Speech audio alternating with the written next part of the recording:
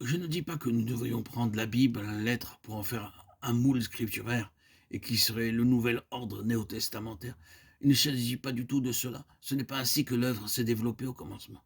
Chaque nouvelle reproduction de l'Église, dans une quelconque partie de l'Empire romain ou au-delà, pendant la période apostolique, s'est faite non pas en prenant un moule déterminé, en essayant de mettre les gens dans ce moule, en reproduisant la structure qui existait quelque part ailleurs.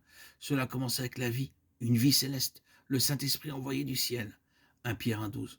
Partout où allaient les croyants, deux choses se manifestaient. Premièrement, le baptême, comme le témoignage du fait que l'ancien ordre avait été aboli et que tout cela maintenant devait mourir et être enseveli, afin qu'il y ait un nouveau commencement. Et deuxièmement, le don du Saint-Esprit, l'Esprit de vie, venant pour élire domicile dans les croyants. Lorsque le Saint-Esprit vient et qu'il peut agir, il vous dégage de toute responsabilité à l'égard de l'ordre du Nouveau Testament. Vous n'avez plus de fardeau ni de responsabilité à ce sujet-là. Pas plus qu'un arbre ne peut en avoir pour produire des feuilles et porter des fruits. Aucun arbre ne passe des heures et des heures en s'inquiétant et en se demandant comment vais-je pouvoir porter des feuilles et comment faire pour que mes fruits se développent. Il vit, tout simplement. Il demeure dans le courant de cette vie et tout le reste se fait. C'était la glorieuse spontanéité des églises du Nouveau Testament. Cela se manifestait tout simplement. Le Seigneur doit aussi avoir cela en nous, constitué de manière céleste par le Saint-Esprit, et non par un homme avec la conception qu'il peut avoir de l'Église et de son gouvernement, de son moule et de sa structure en disant « Voici notre conception biblique de l'Église ». Non, c'est le produit de la vie.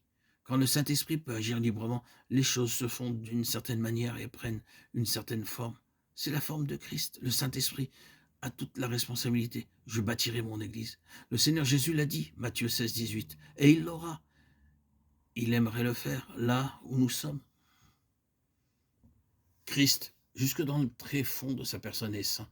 Le saint enfant qui naîtra de toi, dit l'ange à Marie, sera appelé fils de Dieu. Luc 1, 35. Il s'est offert lui-même sans tâche à Dieu. Hébreux 9, 14. Hébreux 4, 15 déclare, il a été tenté comme nous en toutes choses sans commettre de péché. Christ est et était sans péché. Il est infiniment saint. Celui qui est le grand antagoniste de Christ cherche toujours à détruire ce qui est de Christ en introduisant une contradiction, un mensonge, dépréciant la sainteté de Christ. Et c'est ce qui s'est passé dans cet épisode du livre des Actes. Je crois que c'est une chose très solennelle pour nous tous. Je n'ai pas dit cela sans l'avoir bien examiné dans mon propre cœur. Ce n'est pas une chose facile à dire. Certains parmi nous n'ignorent pas les ruses de Satan. Qui a le droit de parler de la sainteté? Qui est suffisamment exercé dans ce domaine pour pouvoir parler aux autres de la sainteté? La sainteté, c'est ce que Christ est. Qui parmi nous peut dire que nous en sommes là?